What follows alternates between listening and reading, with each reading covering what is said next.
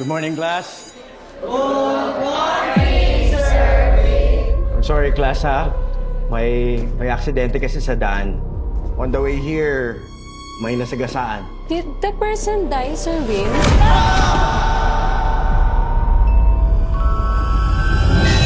Pang ilang first day ko na to sa junior high. Pero ewan ko ba, kinakabahan pa rin ako.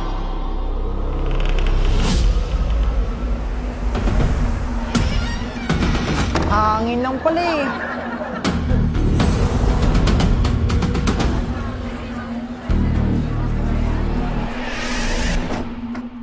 Feliz! Tabi na tayo. Feliz! Dito ka na! Halika!